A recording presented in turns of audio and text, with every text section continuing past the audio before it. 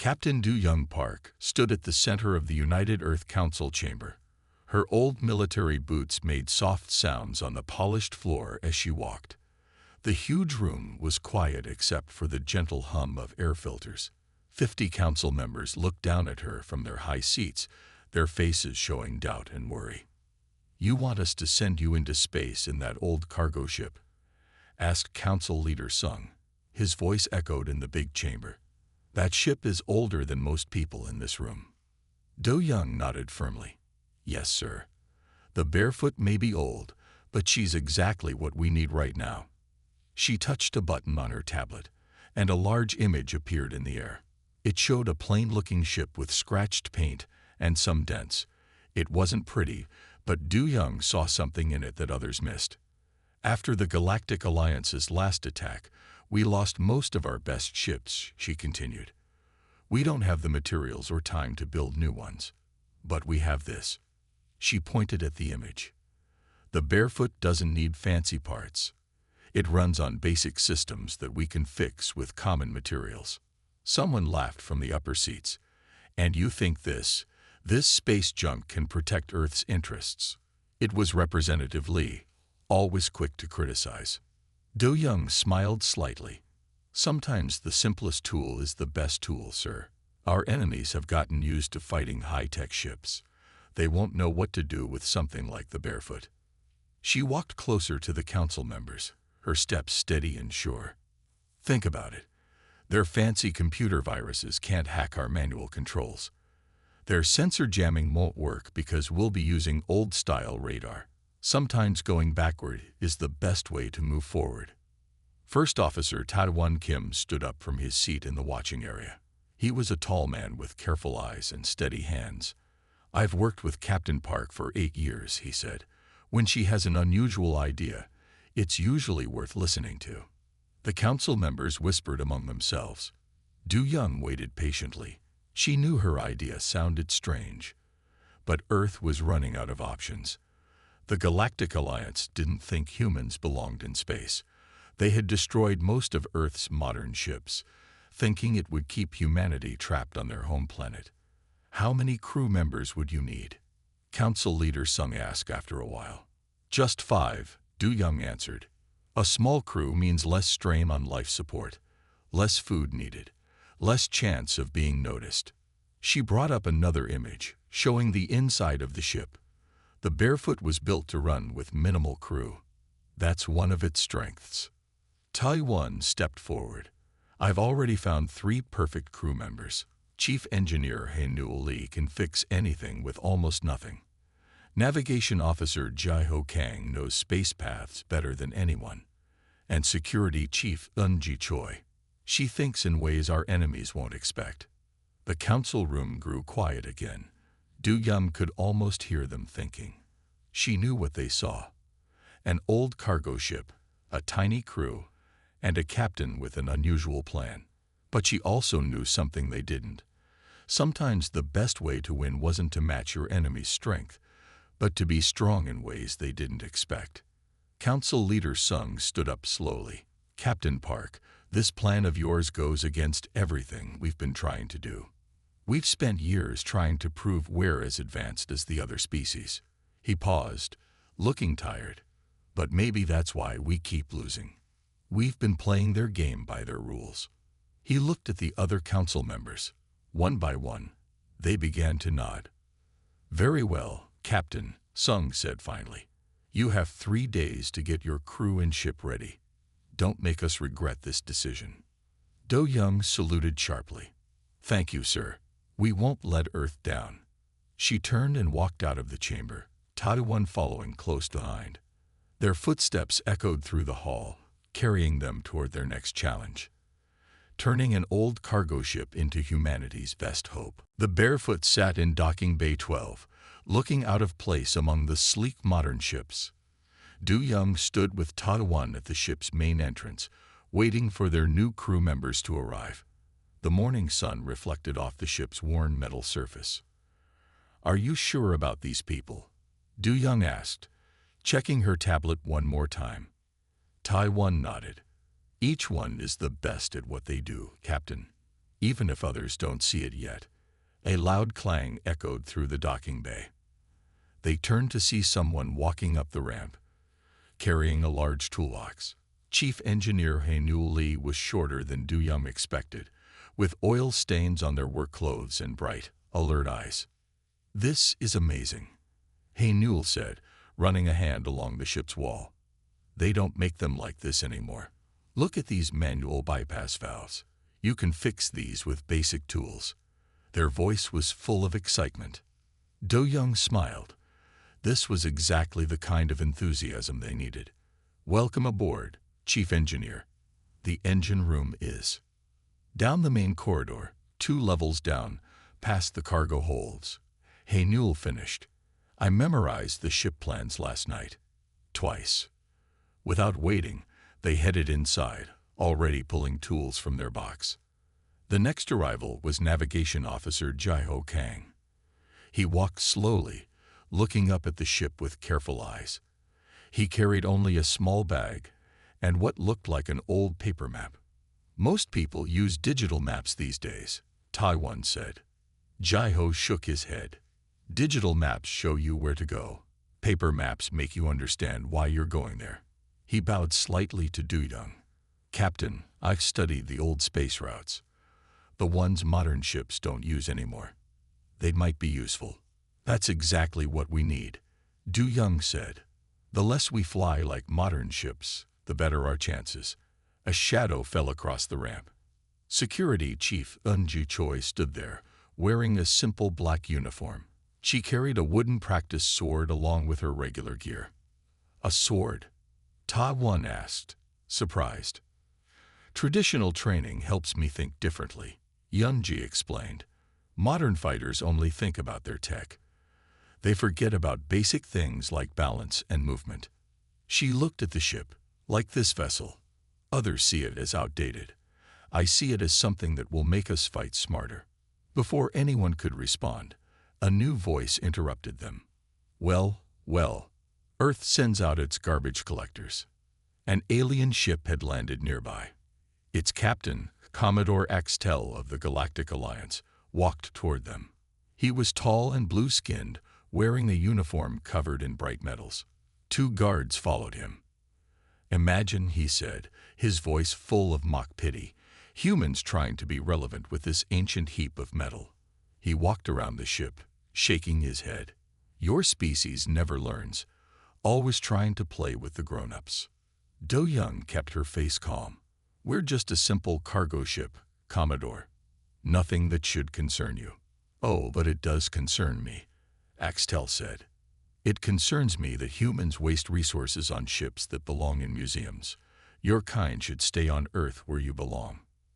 Eun-ji's hand tightened on her practice sword. Ji-ho quietly stepped between her and the aliens. Hae-Nul had come back out and watched from the ship's entrance. "We have work to do, Commodore," Do-young said politely. "If you'll excuse us." Axtel laughed and turned away. "Try not to break down too far from home. There won't be anyone coming to save you." After he left, Taiwan looked at Do-young. "That's the kind of attitude we'll face out there." Do-young nodded. "Good. Let them think we're harmless. It's easier to surprise someone who's already decided you're not a threat." She turned to her crew. "Let's get to work. We have 2 days to turn this ancient heap of metal into something special." They walked into the ship together, leaving the bright modern ships behind. The barefoot might not look impressive, but Do-young knew that looks could be deceiving. Sometimes, the best weapons were the ones your enemy didn't think were weapons at all. The barefoot moved quietly through space, following an old trade route. They had been traveling for 2 weeks, staying away from the busy modern shipping lanes. Captain Do-young sat in her chair on the bridge, watching the stars through the simple viewing window. "Captain," Jai-Ho called from his navigation station, "I'm picking up something strange on the old radar.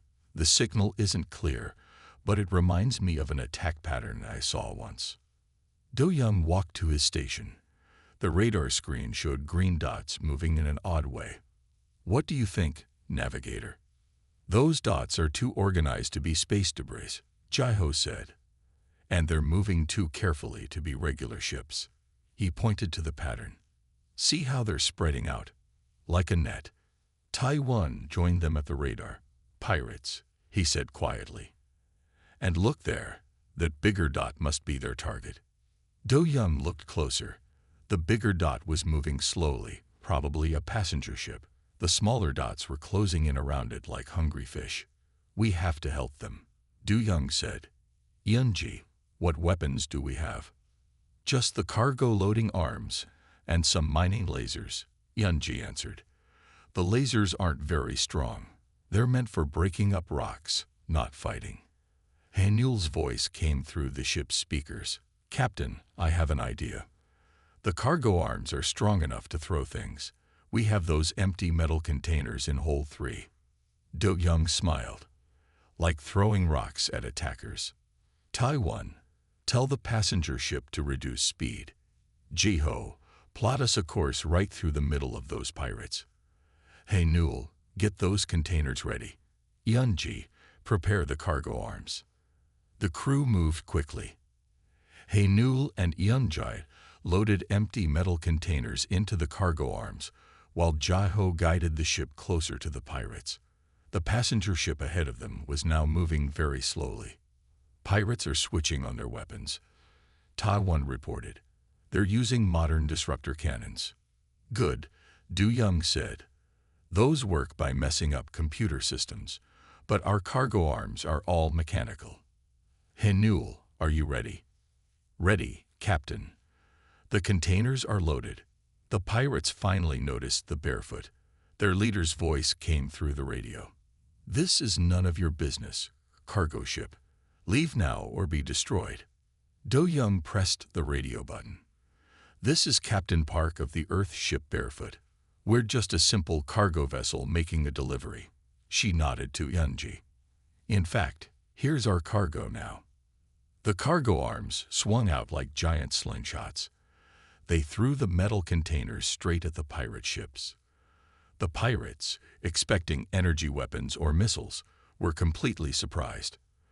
Their fancy shields were useless against simple metal boxes flying through space. Direct hits on 2 ships. Yunji called out. Their formation is breaking up. Hanul, Du Young called. Now. Hanul had reversed the ship's air recyclers. A huge cloud of frozen water vapor burst from the Barefoot's sides, creating a thick fog in space. The pirates' targeting systems couldn't see through it.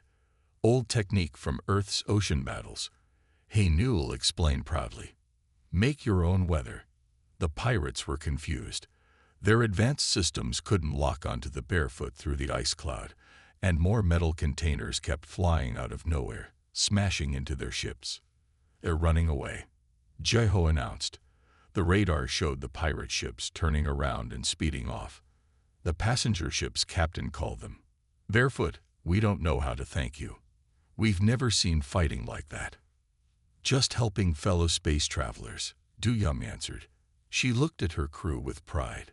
Sometimes the old ways work best. As they continued their journey, Du Young knew they had proven something important.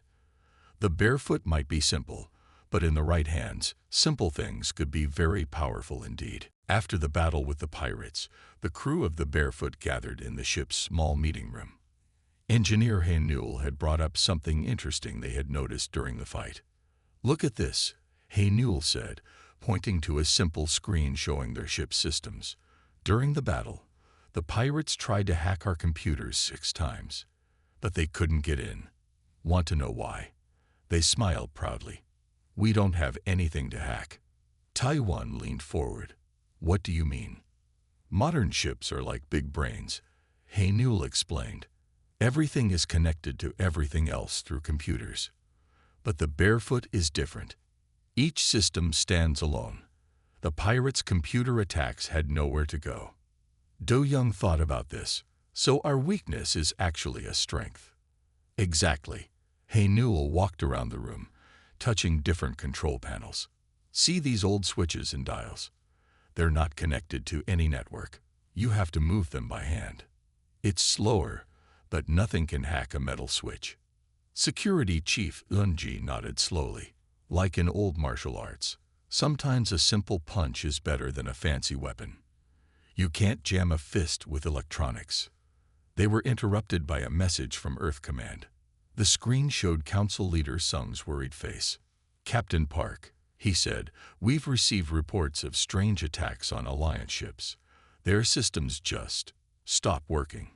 No warning, no trace of what caused it. 3 ships have been lost already." Do Young shared a look with her crew. "Lost how, sir?" "Their computers shut down completely. Life support, engines, everything.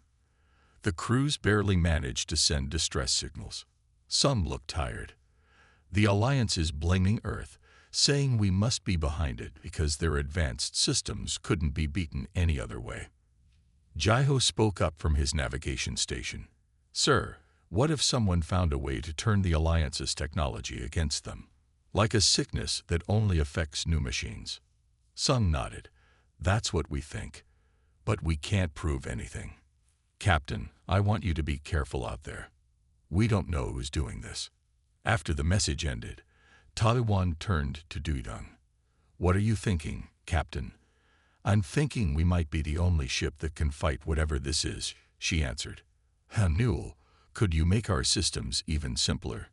Remove anything that could be hacked?" Hanul's eyes lit up. "I can replace the automatic door controls with manual ones, put in old-style radio backups, maybe even set up mechanical targeting for the cargo arms." "Do it," Du Young ordered. "Eunji, work with Hanul. Figure out how to fight with these simple systems. Jiho, find us more old trade routes, the ones so old that modern ships don't even know they exist." The crew moved quickly to their tasks. Taiwan stayed behind with Du Young. "The Alliance ships that were attacked," he said quietly. "They were some of the most advanced in space, but they were helpless when their computers failed. Just like the pirates couldn't fight metal boxes and ice clouds." Do Young nodded. "The Alliance thinks being advanced means having the newest technology. But sometimes being advanced means knowing when to take a step backward." She looked out the window at the stars. Somewhere out there, someone was turning the Alliance's greatest strength into their greatest weakness. But the Barefoot was different. In a universe of smart machines, they were becoming something unique, a ship that worked by human hands alone. "We're not outdated," Du Young said softly.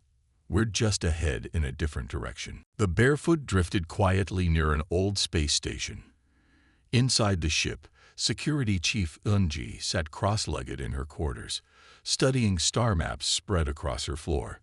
She had been watching the pattern of ship attacks for days, marking each one with a red dot. Something about the pattern seemed familiar, but she couldn't quite understand why.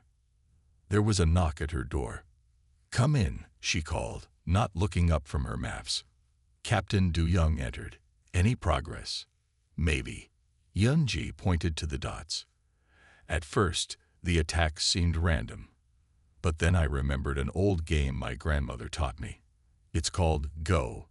You win by surrounding your opponent's pieces." She moved her finger across the map. "Look at how the attacks are spread out. They're not random at all. They're creating a circle." Do Young knelt down to look closer. "A circle around what?" Before Eunji could answer, Taiwan's voice came through the speaker. "Captain, to the bridge, quickly.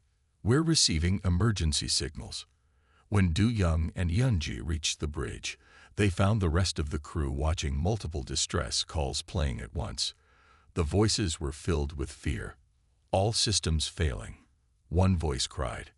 "Controls not responding," said another. "Life support dropping." A third voice called out. Jaiho pointed to his navigation screen. 5 Alliance warships, all disabled at the same time. "They're not far from us." Hanul shook their head. "It's getting worse. Before, it was one ship at a time. Now they're taking out whole groups." Eunji quickly marked the new attacks on her map. Her eyes widened. "Captain, look. These new attacks, they complete the circle." She pointed to the center of the ring of red dots. "Whatever's causing this must be here, in the middle." That's the Centauri Trading Hub, Ta-1 said. It's one of the busiest space stations in this sector. Thousands of ships pass through there every day. Do-Young studied the map. The Alliance keeps sending their best ships to investigate the attacks. But their ships are the most vulnerable. And each time, a ship is attacked. Haynul added, its crew has to be rescued. The Alliance is running out of ships just trying to save their people. Suddenly, a new message came through. It was from Earth Command again, but this time it wasn't Council Leader Sung. It was Representative Lee, the one who had laughed at the barefoot. Captain Park, he said, his face serious now.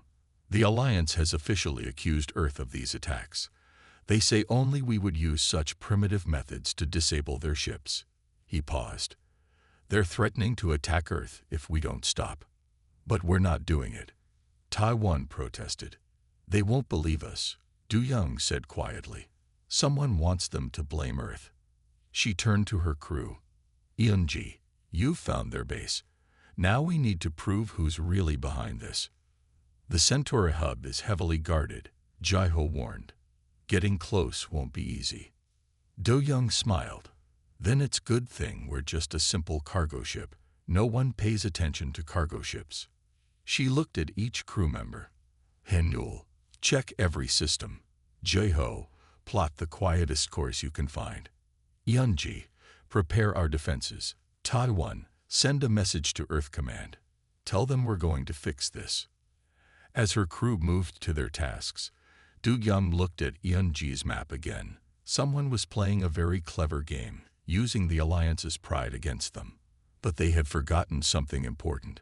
Sometimes the best player isn't the one with the fanciest pieces, but the one who sees the whole board. The Barefoot approached the Centauri Trading Hub slowly, moving like any other cargo ship. Do-Young had made sure their paperwork looked normal. They were just another vessel delivering supplies. The huge space station glowed ahead of them, its many docking arms reaching out like metal fingers. Something feels wrong, Jai-Ho said from his navigation station. The traffic patterns are odd. Ships are leaving the regular routes, but I can't tell where they're going. Haynul checked their sensors. The energy readings are strange too, like something's using a lot of power, but trying to hide it. Multiple ships appearing. Ta-1 suddenly called out. They were hiding behind the station's shadow. Do-Young leaned forward in her captain's chair. How many? 7? No, 8 ships, Ta-1 answered. They're surrounding us in a circle, just like the attack pattern Eun-ji found. A familiar voice came through their radio. Well, the primitive humans finally figured it out. Do-Young's hands tightened on her chair. Commodore X telephone. Former Commodore, Axtel corrected. The Alliance never appreciated true power. They were too busy trying to be fair to lesser species like humans. His laugh was cold. But now, I'll show them real power. Starting with you. You've been attacking your own ships, Do-Young said, making everyone think Earth was responsible. Of course, the Alliance would never suspect one of their own. And once Earth is blamed and punished, I'll step in to save everyone, with my new technology that can stop the attacks. They could hear the smile in his voice. I'll be a hero, and humans will finally be put in their proper place, nowhere near space. You're jamming our engines, Haynul reported, but the manual systems are still working. Oh, save your effort, Axtel said. I studied your little ship. I know all about your primitive tricks now. You won't escape this time. Do-Young looked at her crew. They were trapped, outgunned, and surrounded. But she saw no fear in their faces, only determination. Eun-ji, she said quietly, remember what you said about martial arts, about using an enemy's strength against them. Eun-ji nodded slowly, then her eyes widened. Their ships are too close together. If we could make them fire at us all at once, their attacks would hit each other. Haynul finished, but we'd have to move very fast at exactly the right moment. Jai-Ho studied his navigation screen. There's a maintenance tunnel under us. The station uses it for repair drones. It's too small for modern ships, but maybe. The Barefoot is smaller than modern ships, Du Young said. And Newell, can we drop straight down very quickly? If we cut off all power and use gravity, yes, but we have to restart everything at the bottom, or we crash. Axtel's voice came again. Enough time for your little discussion. Surrender now, and I'll let your crew live to see Earth's punishment. Du Young pressed the radio button. You know, Commodore, there's something you forgot about primitive things. She nodded to her crew. They're very hard to break. She switched off the radio and looked at her people. Everyone ready. This will be dangerous. They all nodded. Du Young took a deep breath. Everything would depend on perfect timing and trust in their old, simple ship. Now, she ordered, and the Barefoot began its most dangerous maneuver yet. John walked over to the window and looked outside. The sun was starting to set, painting the sky in beautiful shades of orange and pink. He watched as a flock of birds flew by, their wings flapping gracefully as they headed towards their evening resting place. As he stood there admiring the view, John couldn't help but reflect on everything that had happened over the past few months. Life had thrown a lot of challenges his way, but somehow he had managed to overcome them all, one by one. First, there was the unexpected job loss, which left him reeling both financially and emotionally. For weeks he had struggled to find new work, sending out resume after resume with no luck. Just when he was about to give up hope, a former colleague had reached out with a lead that turned into a great new position. John was immensely grateful for this stroke of good fortune. Then came the health scare with his aging father, who suddenly fell ill and had to be hospitalized. John spent many long days and nights by his bedside, working with the doctors to get his dad the treatment he needed. It was a difficult and scary time, but his father was a fighter and slowly made a full recovery. The experience deepened John's appreciation for his family and for every moment he had with his loved ones. On top of that, John's long-term relationship suddenly came to an end when his girlfriend decided she needed space and wanted to take a break. While part of him had sensed they were growing apart, the split still caught him off guard and delivered a hefty emotional blow. He spent weeks mourning what was lost and trying to imagine a future without the woman he thought he would spend forever with. But slowly, with the help of close friends and a newfound focus on self-improvement, John began piecing his life back together as a single man. As he continued gazing out the window, a sense of calm and contentment washed over John. Sure, the past months had delivered some of the toughest challenges of his life so far, but he met each one head-on and came out the other side, stronger, wiser, and more resilient. He was proud of his ability to pick himself up, dust himself off, and keep moving forward, no matter what life threw at him. John realized that he was entering a new chapter, one where he was mentally and emotionally equipped to handle anything that lay ahead. A slight smile spread across his face as he recognized how far he had come and how much he had grown through the adversity. The future was uncertain, but he now greeted it with courage and optimism instead of fear and doubt. He took one last look at the vibrant sky, the clouds now streaked with vivid crimson and purple hues. Then John turned from the window and walked to his desk, sitting down with a renewed sense of motivation. He opened his laptop and began working on the book he had always wanted to write, the one he never had the time or drive to start until now. The words began flowing out of him, filling the blank pages with the unique story only he could tell. John hadn't just survived the most difficult period of his life. He had gained a new perspective that enabled him to thrive and create in ways he never imagined before. He was determined to make the most of this second chance, to pursue his passions and live life to the fullest. Hours flew by as John wrote, the evening turning to night outside his window. But he hardly noticed the passage of time. So engrossed was he in pouring his heart and imagination onto the pages. By the time he finally glanced at the clock, it was almost midnight. John leaned back in his chair feeling inspired, energized, and incredibly grateful. Life was good. not because it was perfect or easy, but because he could finally appreciate all of it. The joys and sorrows, failures and triumphs, the beauty and the pain. John knew there would be many more surprises and obstacles in the future. But after overcoming so much, he now had unshakable faith in his own strength and resilience. Wherever the journey took him next, he was ready for it. With a satisfied sigh, John closed his laptop and headed to bed, eager to greet a new day and a bright new beginning. The next morning, John woke up feeling refreshed and ready to take on the day. He got out of bed, took a shower, and made himself a hearty breakfast of eggs, toast, and fruit. As he ate, he thought about his plans for the day ahead. First on the list was a meeting with his new boss. John had been at his job for a few weeks now and was eager to make a good impression.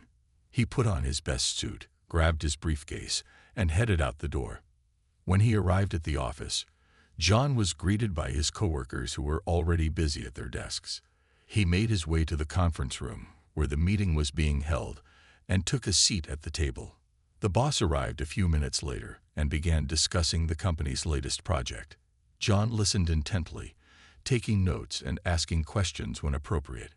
He wanted to show that he was engaged and interested in the work they were doing. After the meeting ended, John returned to his desk feeling confident and motivated. He spent the rest of the morning working on a report that was due at the end of the week. He concentrated hard, making sure every detail was accurate and well written. Around lunchtime, John's phone buzzed with a message from his best friend Mike. They hadn't seen each other in a while, and Mike wanted to catch up over a meal. John happily agreed, and they decided to meet at their favorite burger place downtown. An hour later, John and Mike were sitting across from each other, digging into juicy cheeseburgers and crispy fries. As they ate, they talked about everything that had been going on in their lives. Mike shared stories about his recent vacation to Hawaii, while John filled him in on his new job and the book he had started writing. It felt good to reconnect with his friend and chat about things other than work or responsibilities. John realized how much he had missed these simple pleasures during the challenging times he had faced.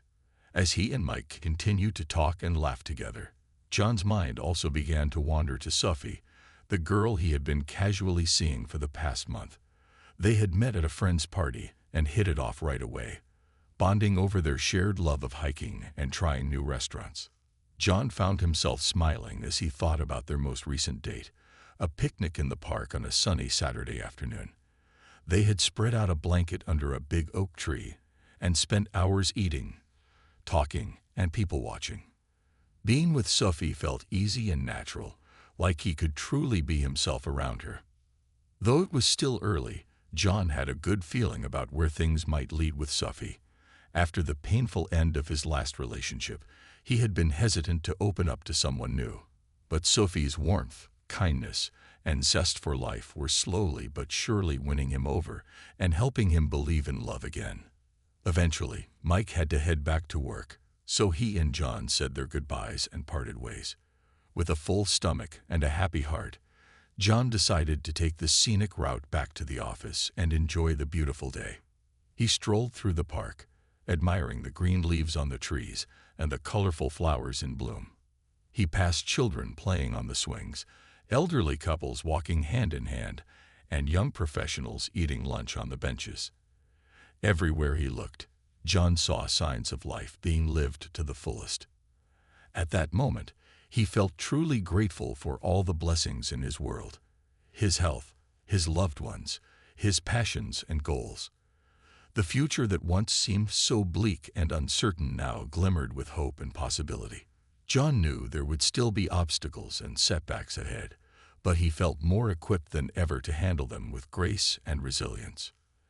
As he walked, John took out his phone and sent a quick message to Sophie, asking if she was free for dinner that evening. She replied a minute later with an enthusiastic yes, saying she'd love to try the new Italian place that had just opened up nearby. John smiled to himself as he put his phone back in his pocket and continued his walk through the park. He thought about the delicious food and sparkling conversation awaiting him later that evening. He imagined writing more of his novel in the hours between work and his dinner date, the words flowing easily from his reinvigorated mind. In that beautiful, tranquil moment surrounded by the simple wonders of an ordinary spring afternoon, John felt a profound sense of serenity, gratitude, and anticipation for all that lay ahead. The world was wide open and full of promise, and he was ready to embrace every part of the unfolding adventure that was his one precious life.